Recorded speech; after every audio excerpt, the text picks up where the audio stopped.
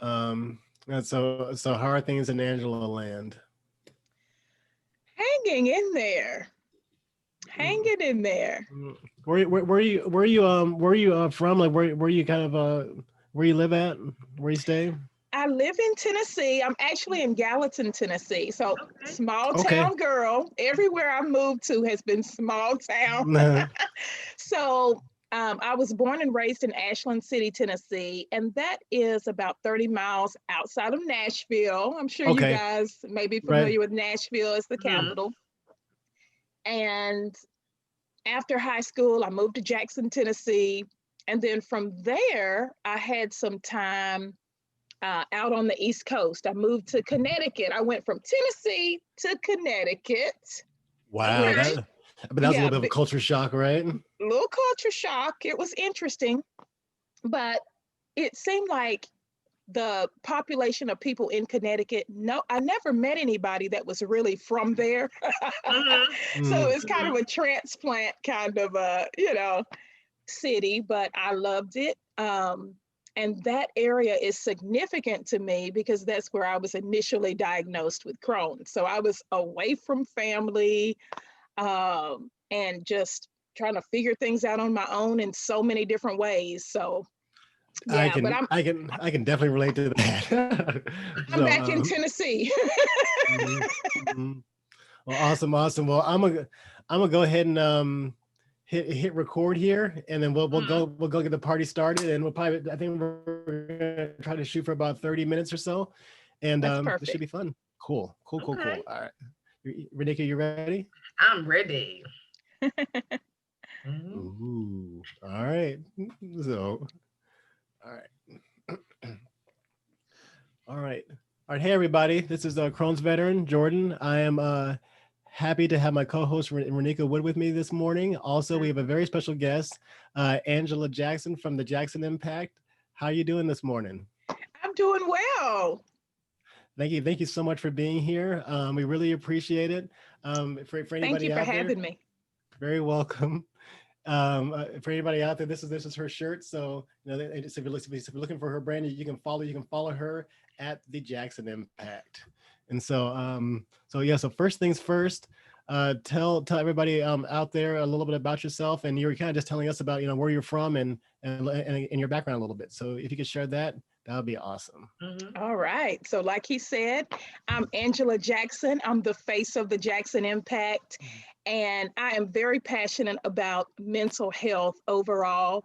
My angle is to interrupt the stigma that continues to exist on mental health, regardless of the population, but more so in the Black population. There's still a stigma when it comes to reaching out and seeking mental health care.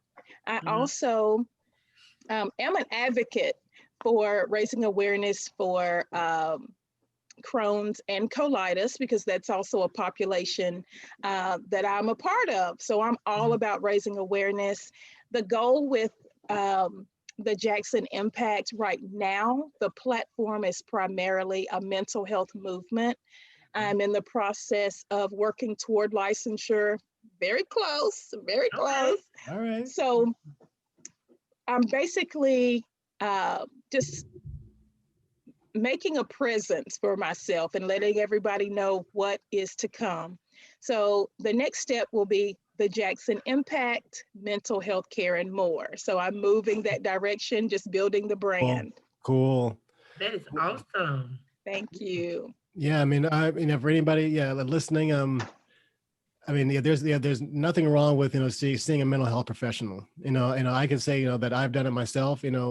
I think it was maybe a couple of years ago. I started like looking for people, and in reality is that you don't even need to have anything wrong in your life. It could just be want to be a better person. And so I would Mm. definitely Right. encourage people, yeah, to kind of be your best self. And so I would definitely encourage anybody to find somebody to talk to that's not a mom, dad, pastor, somebody like that, somebody like almost like a neutral third party, Mhm. you Right. know, that can help you out. I definitely agree with that. And I'm also in the mental health field, and I'm an addiction therapist. So Okay. I'm on, I have the co-occurring clients with the mental health and substance use. So, and I think that with me being also a warrior of Crohn's, and me also working in the mental health profession with substance use, sometimes I'm often viewed as knowing all the answers for myself. I'm Mm. looking like, no, I don't know. I need my own therapist. So I'm Right. also been playing with the idea of getting a therapist to assist me with my transition through my life as I'm going through the battles of me having irritable bowel disease. So I'm glad that we have you in a panel, because on your Instagram, your questions are always like very on point about how you're feeling today, and then like a dialogue. So I Right. admire that. Right. Thank you so much. You're I try welcome. to be as relevant as possible. It Hmm. is definitely it's real life. I'm trying to be as transparent as possible, because while I'm offering information, there are things that I have been through that Correct. support the direction that I'm going.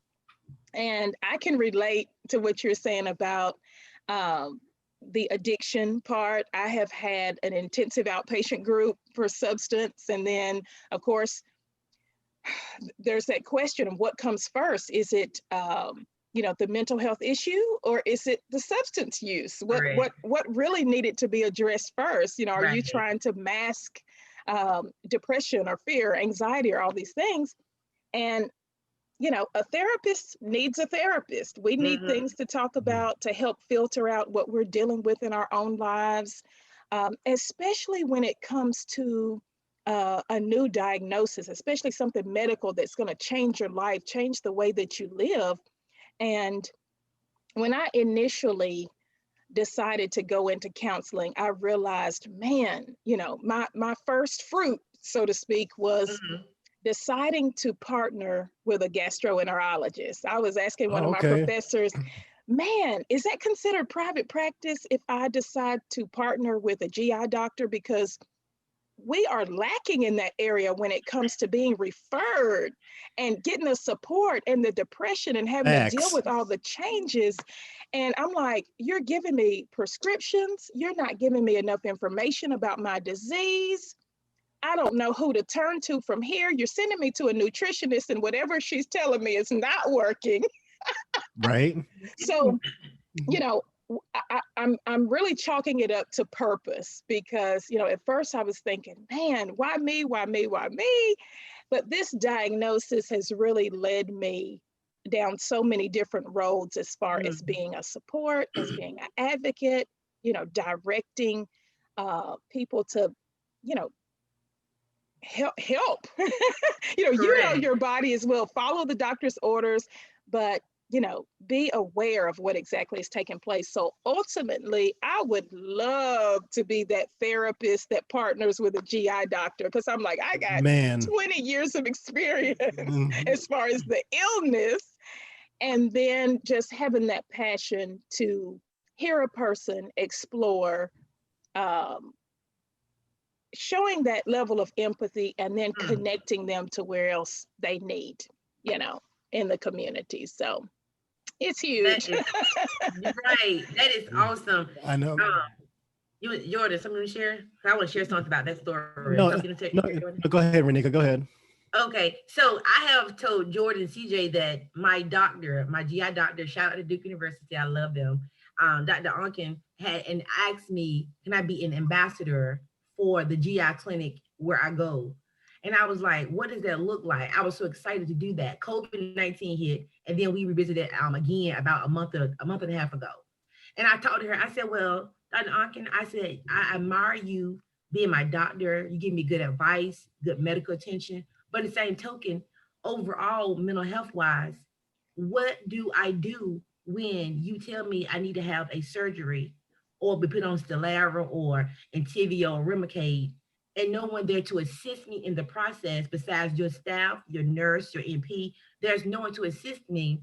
I said, why don't you guys have a mental health person that I can go Right. to when I'm transitioning through my medical conditions? I have someone to speak to, someone that knows about the disease internally and on a scientific level. And she said, well, Right. they may have that, but I'm not sure it was a paid position. I said, paid or not, you guys should develop Right. something That's similar right. to that, because this is not my life. This is big. And when I went through my surgery, I had no one there outside of my nurse. She left now to help me through her knowing about GI, but no one to walk with me as a peer to get through the Right. first step of even saying, Sonia, you about to go ahead this big surgery. This what to expect next. All I said was, they gave me was, here go medication, go home, you're gonna feel better. It was in 6 weeks. But what about my mental health? I'm going through all these depression, anxiety, feelings of rejection, feelings of me being unworthy. How do I Right. process those emotions? We're Right. encouraged to seek therapy outside of that. But I think it should be a little, there's a little bit of gap between those Right. two entities. I think should be addressed. And I think that we can start those changes by expressing how important they are to have when we go to these appointments. I That's believe. right. That's Mhm. right. It should be full collaboration in the Exactly. beginning. Yeah, I agree. Exactly.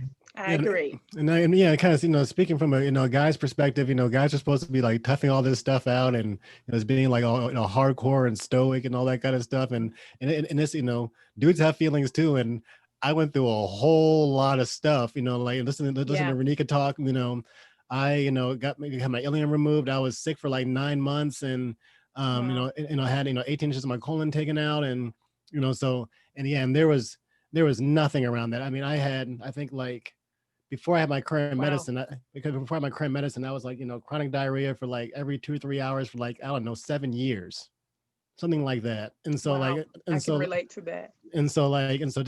so man, just having somebody, especially somebody that's, a person of color, that can relate, 'cause that's the other thing is that, these liaisons at the doctor's office might be very helpful, but if they don't have, certain life experiences, it's still hard to, to relate to people and stuff. And so, Right. yeah. And so I think, what you're interested in doing is really awesome. And, Awesome.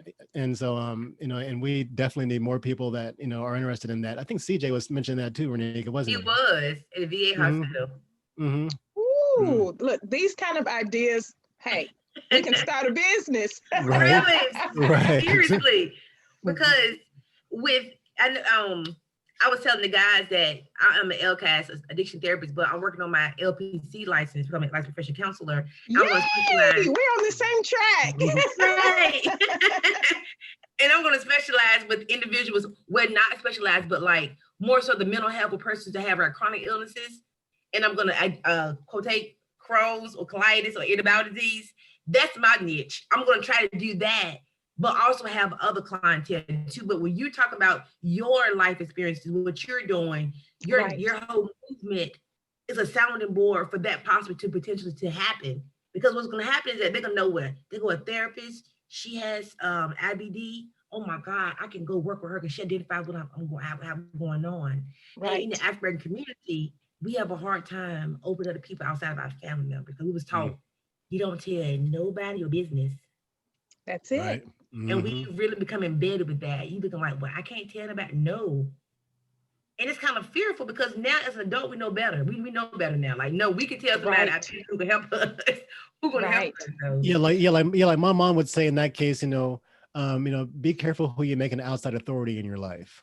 Right. And If so I mean, if you tell somebody else, that gives them the space to, to interject and give you how- their opinion about a exactly. situation. Yeah, just be careful. It is, be mindful, who you choose to be that person is and stuff like that, because they, people have opinions and stuff. So just making sure that if you are sharing your story with somebody or you're looking for help, making sure that person is kind of on the same page with you. Right. Definitely. So I know we spoke about this, when we're on the Facebook live stream. So again, thanks for inviting me for that. But if you could tell, the audience out there, just your background with Crohn's and your diagnosis and kind of what you've been going through. All right. So I was diagnosed with Crohn's at the age of 23. I had to look back at that. So I was diagnosed in 2000. Okay. And all of 99, I was experiencing so many different symptoms, and the doctors could not pinpoint exactly what I was dealing with because every symptom mimicked a different condition. So it literally took the full year for them to diagnose me. I knew that it was just a stressful time. in my life. And it seemed like no one believed that I was sick. It was like, oh, I was being called a hypochondriac. I was, it was like, what's going on with you? I would go from doctor to doctor. I had one doctor that actually gave me a certain prescription. And by the time I got to the pharmacy, he had already called the pharmacy and was basically saying, do not fill it. I'm not sure if that's what's going to work. Wow. So that was terrifying for me because I was thinking, who knows what's going on, because I don't. Mm-hmm. So after I was diagnosed with Crohn's, I mean, I went through, during this time before there was even a diagnosis, I literally lost 20 pounds within 2 weeks. Mm. It was that drastic. I couldn't even hold water. Yep. I was hemorrhaging within my colon.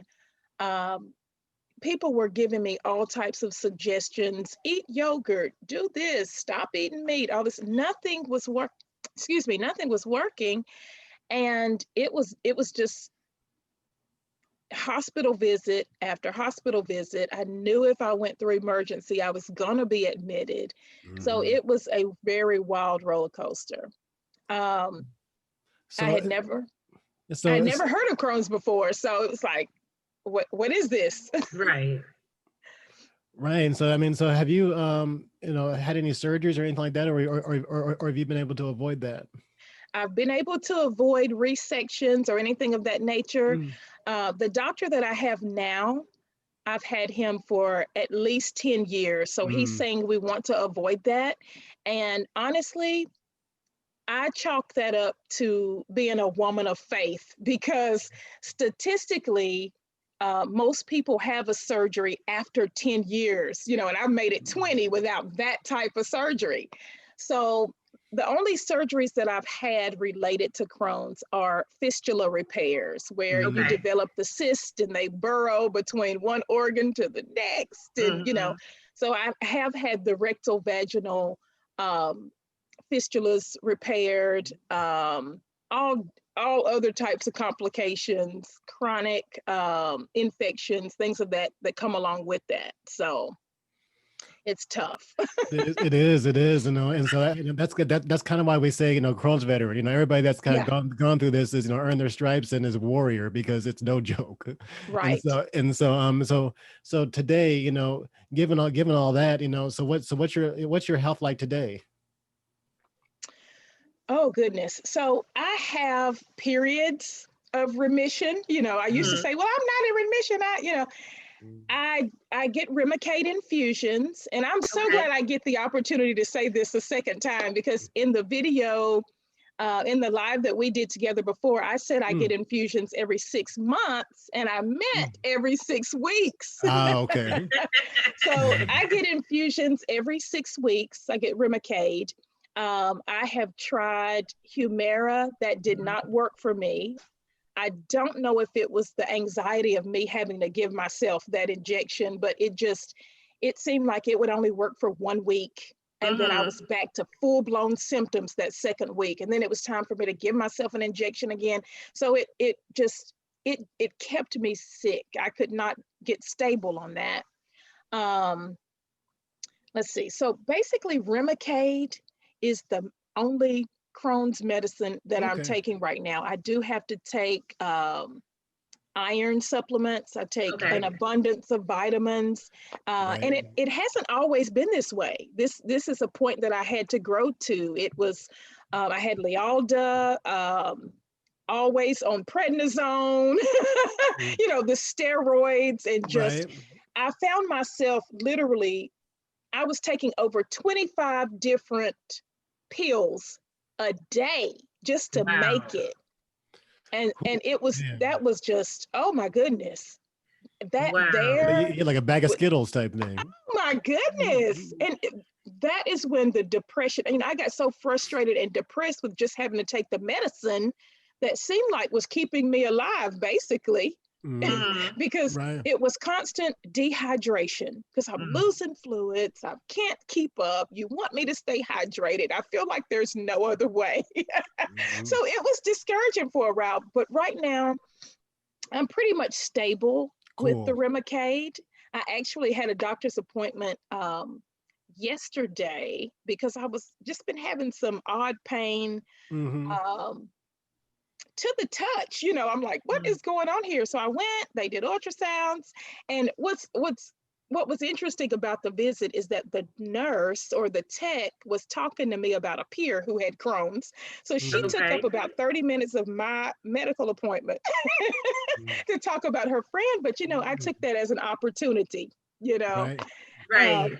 But for the most part, I have been the most stable that I have been. And I feel like that gives me that also gives me that validation to be able to share how I got to this point. I've had to change diet. I have to change, I have to avoid certain foods. And some things that typically would irritate someone else might not for me. So I just kind of have to balance out what works. And I do take turmeric supplements. I do take energy and just daily vitamins of that nature. I will take calcium and I'm trying to think what else. So much. Right. I know. I even have peppermint, like there's like a peppermint oil, like a nature, so to kind of help soothe the stomach if I need that. So I just have to figure out what works in that just moment. just like doing it all like this. So Right. right. Yeah. So, I mean, that's kind of why that golden milk stuff. I was trying that. I was like, man, I got to figure it out because I'm the same way. I mean, I have extreme vitamin deficiency, so Yeah. because of kind of all the stuff that's been cut out of me and everything. And so it's just kind of it's a constant churn to try to, put all these vitamins in. And so, Yeah. so are there any like specific foods for you that, you're mentioning that. So what are some things that you've kind of discovered that literally do not work for you at all? Oh, goodness. As much as I love cabbage does not work. No cabbage. Lots of the grains. But you know what's interesting? I was always told that lettuce was deadly for me, but now I can have a salad every now and then. I've got to be like mid Remicade, Right. like maybe. Yeah, it depends on the week. Week 3, I can have a salad, and I'll be okay. But a lot of the leafy greens, corn, some of the foods that are typically hard to digest for anyone, even with a healthy system, would probably irritate me. Now, I have to be careful with tomatoes. If they're steamed, it takes a little bit of that acidic whatever it is out of it, so I can tolerate it a little bit more. But it just depends as far as the vegetables overall. Wow. Just hearing your story, there are so many similarities you and I have shared, and I don't know, it just makes my heart just sing because I'm like, wow, I found someone that understands about the fistulas and the repairs and about the different medication regimens. And I said with you guys, Jordan, all the time, CJ, being a female, like I think our Crohn's hit us a little bit differently when it comes down to our reproductive systems and our GI tracts. They're so closely connected to one another. Absolutely. And if your gut is not healthy, then everything else can be a little unhealthy if you're not properly managed and medicated. And there are some things that females go through with Crohn's that can be it's unrepairable, and it brings on a sense of insecurity at times, a sense of need to tell everyone what you have going on and hope that they will accept you after you tell them that. But in the same token, just having that sound mind is very important. So thank you for sharing, because it's very big to understand that. Thank you. Definitely. Yeah. There are some things that I would love to speak to you about outside of here. Is that okay with you? Absolutely. It's very, yeah, definitely. Okay. But outside of that, I see that you are published, correct? I am. What about that? So I recently, it was in May, I was published in a local newspaper. I live in Gallatin, Tennessee. Okay. So I was published in the Gallatin News. I sent in an article That's and awesome. it's titled The Trigger, the Trauma, and the Stages of Grief. Mm. Oh. And I just remember I was so overwhelmed with what was going on within the community and within the world. And it seemed like everybody was addressing the injustices. Everybody was addressing racism. Everybody was adjusting, they were addressing the riots or the protests or things of that nature. So to a therapist, I'm looking at the whole emotion around it and why people are feeling the way that they were feeling. And I think where I was a little, and I'm just going to say it, I was a little irritated with the question of why are people rioting? Why are people demonstrating this way? So I wanted to key in on what happens when you are triggered by a past trauma, whether you experienced it personally or whether you heard about it and you were affected by it. So you can be triggered and it takes you right back to that initial pain. It takes you right back to that initial trauma. So I wanted to bring some light on what the world was feeling in that moment and why it presented as frustration and pain and why people were reliving certain hurts. And that's what it was all about, just giving tips on how to get over that, what we're recognizing, pray for our world, pray for our nation, take breaks from social media. So it started out kind of pinpointing, what exactly is the trigger? What exactly is the trauma that we're dealing with now? How did we get to this point? And what can we do about it? What within the stages of grief are people not understanding? Because we as a world, we as individuals, we're not going to grieve the same way. Some people might be angry first. Some people might be in shock first because we're all in shock about the pandemic. There's just a lot going on. So I wanted to normalize what was happening, not necessarily the behavior, but that emotion and that feeling behind the behavior. And that was the article. That's awesome. I would love to read that. Yeah, me too. Yeah, me too. If you could like DM us that or something, that would be, or I can actually email the full article because they sent me the PDF and that'd be great. Love that. That'd be great. And so I mean that's kind of segues to my next question. And so mental health. And so if somebody just got diagnosed with Crohn's today, guy, girl, from a mental health standpoint, what would your advice be to them? I would advise them to seek therapy as well. Find a mental health professional that you can talk to. I always tell people, look at that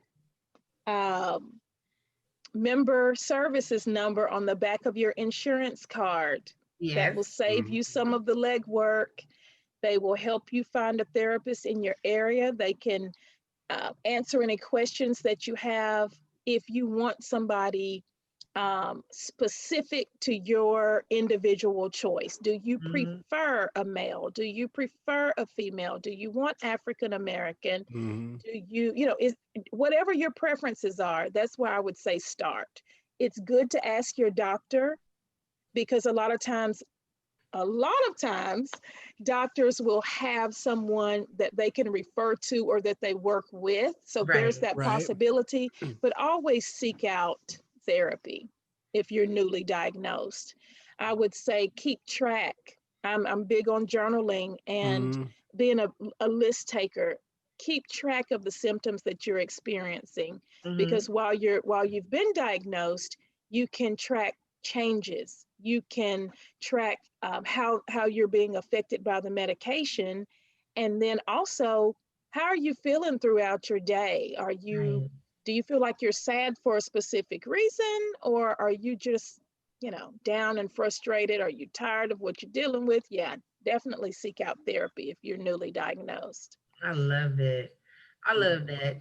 And my heart goes out to some individuals that may not have the insurance Mm-hmm. to help them with the chronic illness. I met a young lady, well, older lady, I'm sorry, that did not have no insurance. So she was basically just taking prednisone in high Yeah. dosage to maintain her symptoms. But in the long run, she gotten worse because she's not really taking care of her symptoms. Right. Depression, anxiety, mental health, all of that goes playing hand in hand with that. So I try to just share that there are resources you could possibly be a part of. Like you go to if you have medications, there are the big the pharmaceutical companies will give you like trials, like $5 medications, injections, Yeah. and things. So Mhm. there are ways to get around things, but if you don't know, then you don't know. Right. So Right. education is very important in that aspect. I would say And Absolutely. definitely. it's also kind of interesting here in Omaha. I had I guess a white therapist for a little while because excuse me, because I didn't know what was available in town here. I'm in Omaha, and so and I actually Googled, black therapy, like black mental health or black therapist in Omaha, and so I found the official website, and I did the little search thing, the black therapist, and the first, I don't know, 6 people were white, and so like it was like literally there's 3 in the entire metro area of Omaha, Wow. that no, and out of them, only 1 was really available.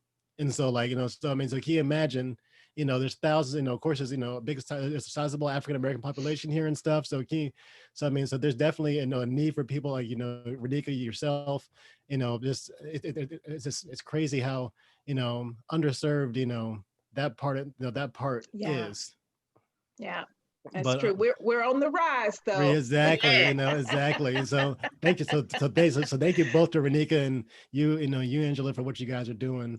Yeah, but I think it's about, I think we've been doing this for a little about 30 minutes or so. And so with that, are there any final thoughts, or actually, well, one thing, how can people find you, and also, any current projects you're working on, and any final thoughts you may have.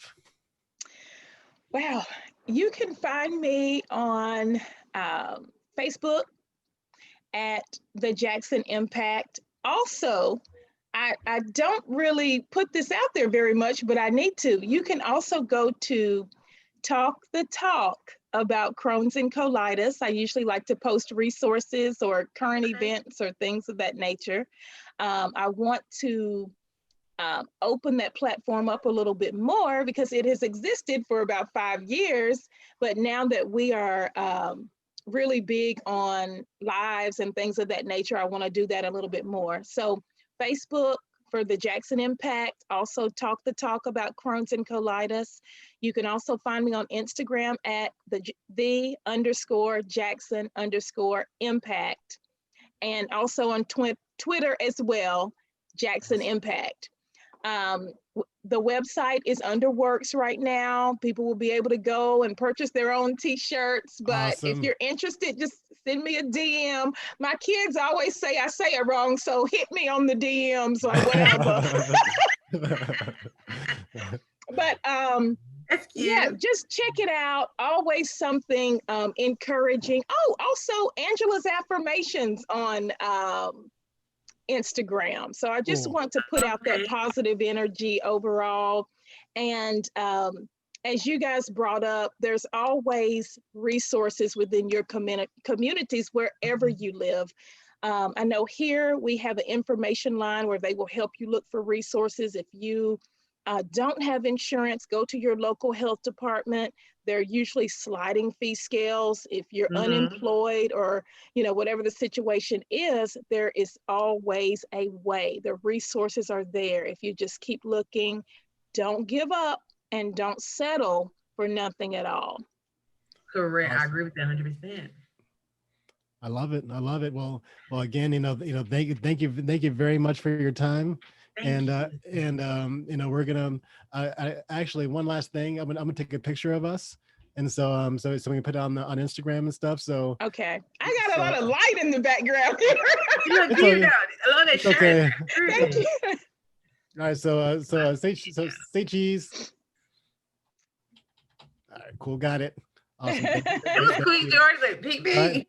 right? Yeah, print screen. So, but anyway, well, thank you very much, Angela, for your time. Enjoy the rest of the day. We'll definitely do our part to send people your way, and Awesome. Thank you. and thanks again. So we'll see you Thank you, later. All Angela. right. Thank Thank you so you. much. Bye bye. Connect with me. Awesome. Bye. I You're welcome. will. Bye. Bye. Bye.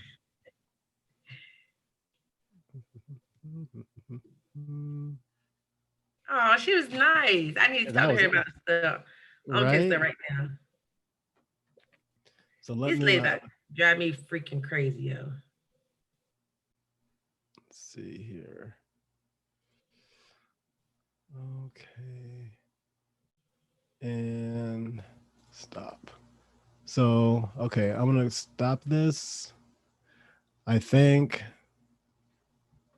All right.